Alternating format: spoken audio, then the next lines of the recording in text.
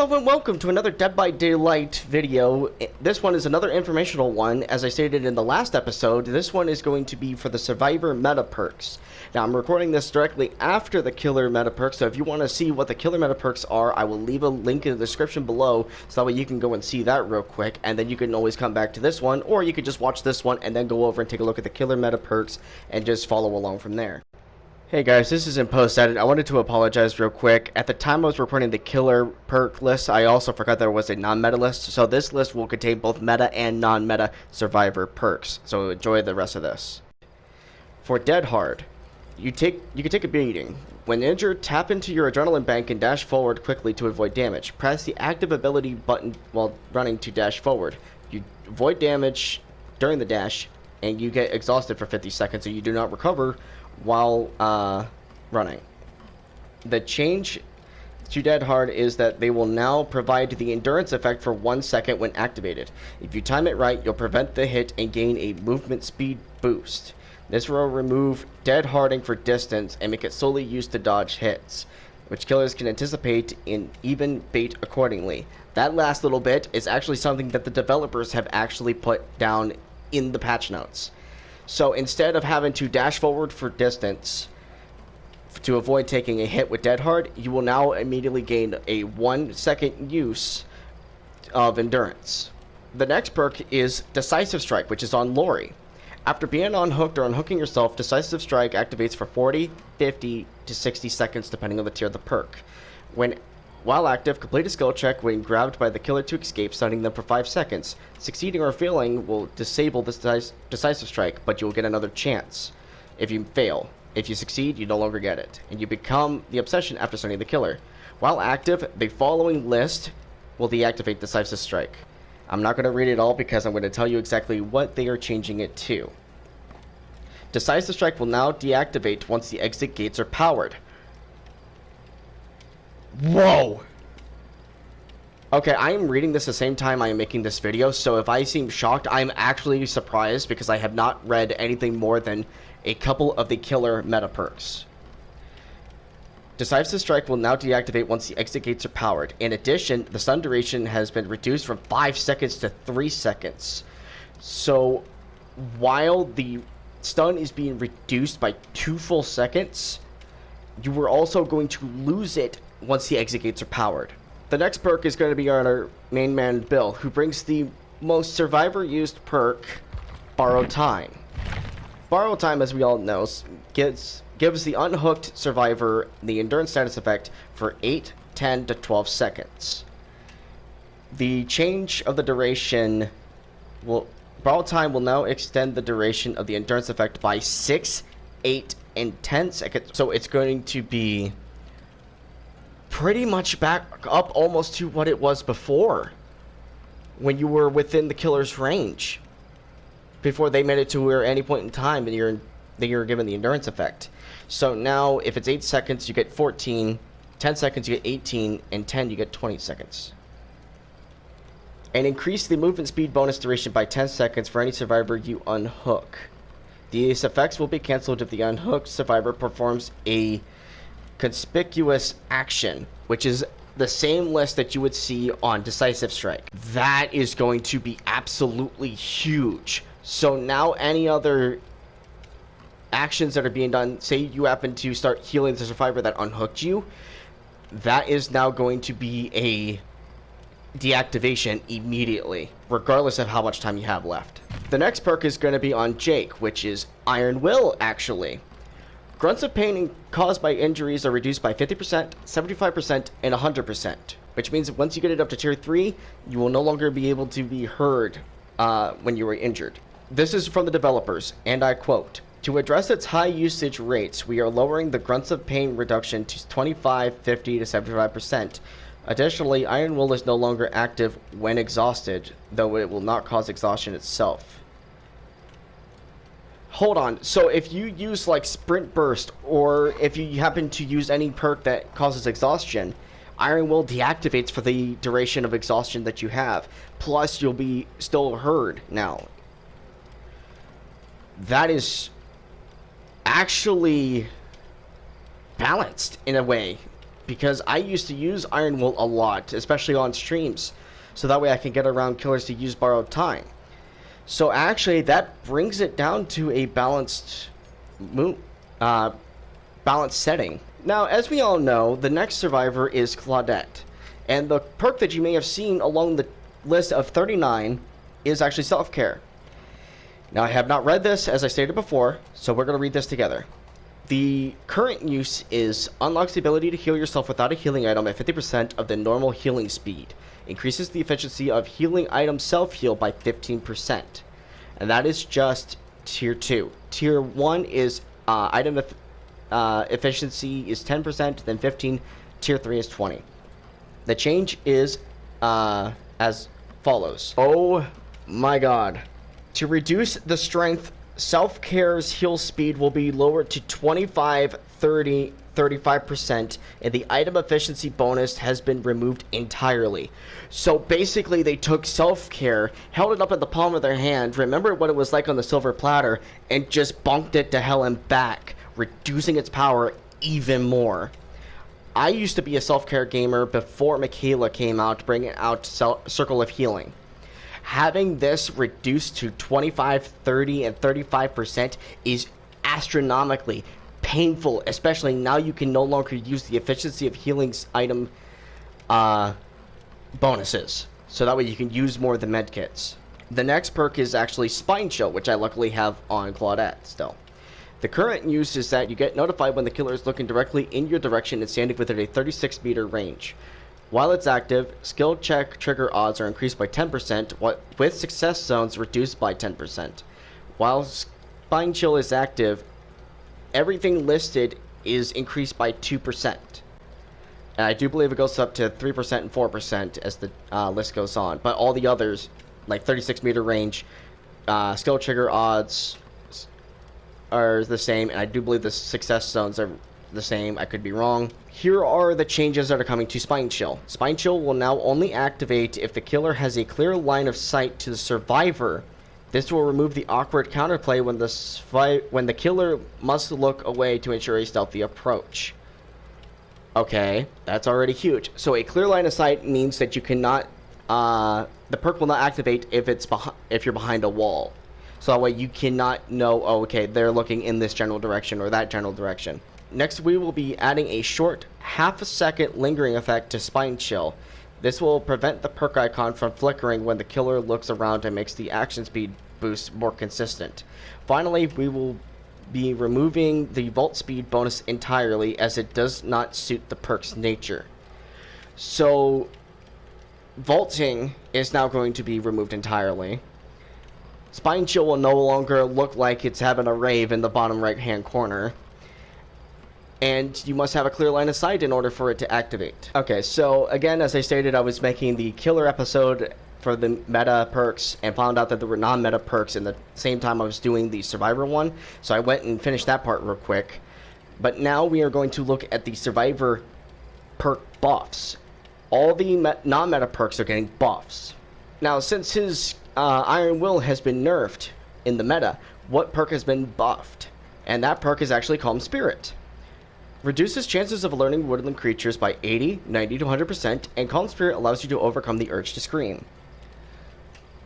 In addition to Calm Spirit's current effects, you can now open chests and cleanse and bless totems silently, albeit at a 40, 35, and 30% reduced speed. So while cleansing, blessing totems, and opening chests are now no longer noise notifications, you also do it at a reduced speed because of you using Calm Spirit. So if you combine that with any perk that allows you to open a chest faster, like Pharmacy, which is on Quentin, that'll actually work out rather well for a balance. Actually, Jake is also getting another buff at the same time for Saboteur. Unlocks potential in one's aura reading ability. See hook auras in a 56 meter radius from the pickup spot if a survivor is being carried. Unlocks the ability to sabotage hooks without a toolbox. Sabotaging a hook without a toolbox takes 2.5 seconds and has a action cooldown of, I want to say it was 80, 75, and 70 seconds. Now, the buff that's coming its way is Saboteur can now identify scourge hooks, and their aura is shown in yellow when the survivor is being carried. So while there is no big changes to it, Saboteur can now distinguish the difference between a regular hook and a scourge hook to better figure out exactly which one to take out next. The next one is actually back on Claudette. While SelfCare has gotten a major nerf for meta, Botany Knowledge is actually getting a bonus.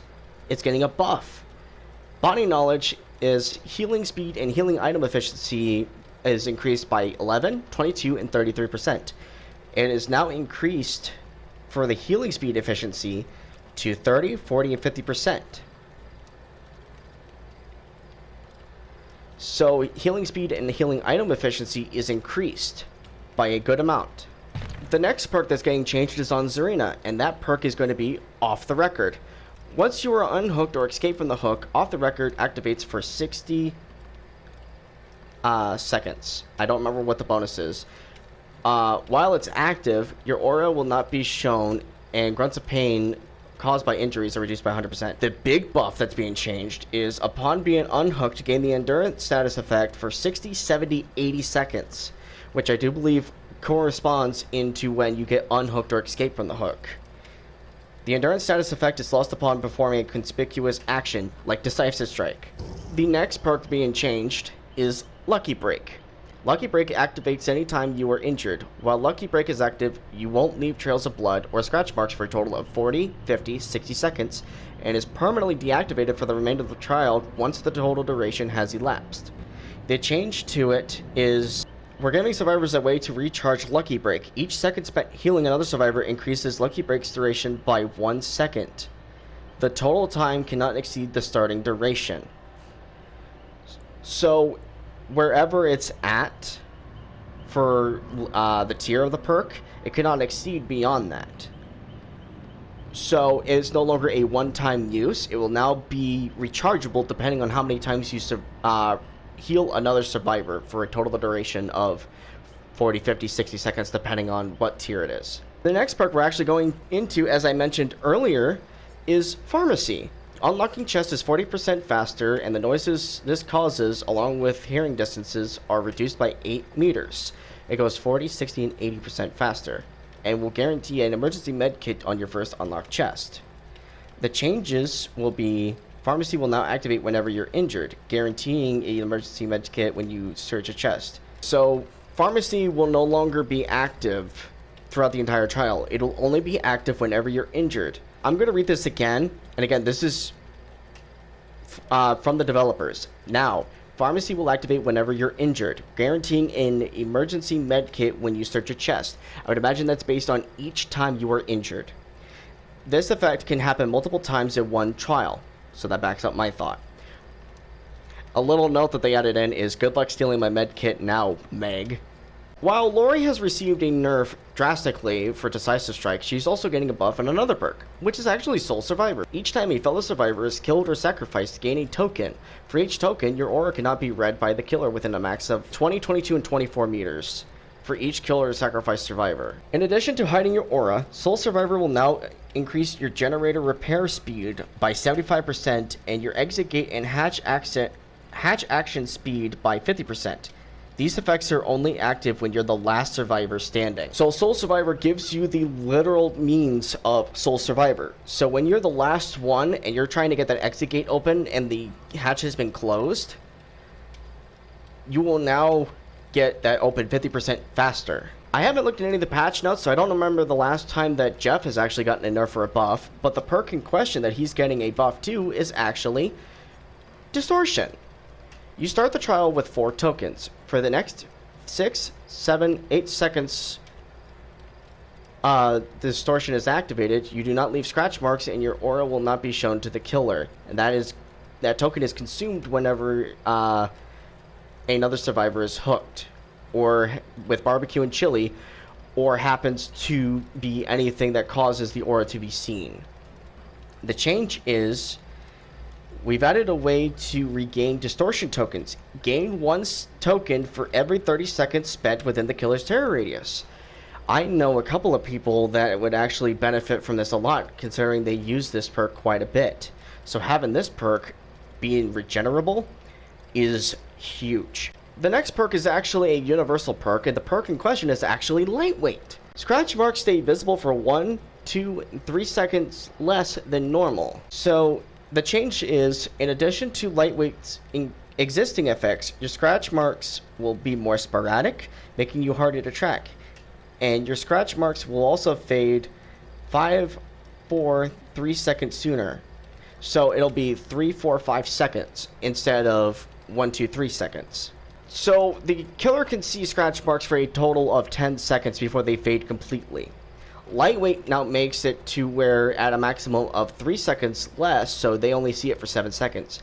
But with this buff coming in, they will only be able to see it for half that time, which will make it easier for you to get out of a chase. And since it's going to be more sporadic, that makes it twice as difficult. This was the first survivor I found that actually had the perk that was going to be introduced next to the buff list, which is Deja Vu. The auras of 3 generators which are in close proximity to one another are revealed to you for 30 seconds, and I do believe that goes up to 50 seconds at the start of the match and each time a generator is completed. If you are holding a map that can track generators, generators revealed by Deja Vu are added. The patch note reads as follows: to help survivors power the 3 closest generators, Deja Vu will now grant a 5% repair speed bonus to the revealed generators. Again, having a map with Deja Vu will cause it to be 5% faster when they are revealed. The next perk in question is actually No One Left Behind. The current effects are once at least one exit gate is opened, you gain the following effects: 75% additional blood points for healing and unhooking other survivors, 40% bonus action speed when healing and unhooking other survivors, and the auras of all other survivors are revealed to you. I do believe it's 50, 75 to 100%, and then it's 30, 40, 50% action speeds. The changes that's coming to it is that No One Left Behind will grant a 7% movement speed bonus to any survivors you unhook. Additionally, the perk now activates when the gates are powered rather than opened. So once it's actually powered, this one will actually be rather strong, especially for those who like to use borrowed time. The next perk is Dark Sense. Each time a gen is completed, the killer's aura is revealed to you for 5 seconds, and when the last generator is powered, the killer's aura is revealed to you for 5, 7, and 10 seconds. I do believe that's how it is. We changed the way Dark Sense works. When a generator is powered, Dark Sense activates. The next time the killer comes within 24 meters of you, their aura is revealed for 5, 7, 10 seconds. The perk then deactivates. So each time a gen is powered, this will stay active for as long as it wants, up until a survivor or the killer comes within 24 meters of you. And I do believe that it's actually going to lose its last part for the last generator being powered because of this, so it'll actually make sense. It'll be a bit more balanced in that way. The next perk is actually Tenacity. The current effect is your ferocious tenacity in dire situations allow you to crawl 30% faster and recover at the same time. Crawl speed is increased from 30, 40, 50% depending on the perk tier that it's at. In addition to current effects, Tenacity now reduces your grunts of pain by 75% when in the dying state. Combined with the increased crawling speed, this perk will now be much more effective in crawling away from the killer. So this perk will now basically cause unbreakable builds to be that much stronger. Neo was the first person I found to actually have the next perk, and it's actually Hope. As soon as the exit gates are powered, you gain a 5, 6, 7% haste status effect for 120 seconds. Hope is great for those who like to make late game saves, but the limited duration can cause it to expire at an inconvenient time. Since this perk is only useful at the end of the match, we've removed the duration entirely. So now you'll get 5, 6, 7% haste status effect for indefinite after the last generator has been powered. The next perk change is actually going to be on Hattie, who came within the last chapter update, Roots of Dread, just before the anniversary event, which is currently going on at the time of the recording. The current perk reads as follows. After cleansing any totem, this perk activates. Your generator repair speed is increased by 4%. It deactivates when you lose a health state by any means. So I'd assume it goes 4, 5, 6%. In its current state, cleansing a totem grants you a repair speed bonus of 6, 7, 8%. If you cleanse a hex totem, those bonuses are now doubled. So instead of 6%, 7%, 8%, it's now going to be 12%, 14%, and 16%, making it absolutely strong. Lastly, the perk that I've been using for quite a while just to be able to prestige him up to prestige 3 before any other changes happen is actually going to be on David, which is going to be We're Going to Live Forever. While healing another survivor in the dying state, your healing speed is increased by 100%. Gain a token from any of the following actions. I'm not going to read it out because it's a bit of a mouthful. Gain a 25% stackable bonus per token up to a maximum of 100%. Much like barbecue and chili, this perk features a massive blood point bonus. We do not want blood points to dictate which perks are used, so we removed the bonus blood points from the perk. Essentially, it's more of a nerf than it is a buff. So now it's literally just going to be healing survivors when they're in the dying state by 100%. So those are all the survivor meta and non-meta perk changes coming to the next developer update. So if you enjoyed this, please leave a like, comment which survivor perk you would like to have seen changed, whether it be a buff or a nerf. And as always, I will see you all in the next one. Have a good one, everybody.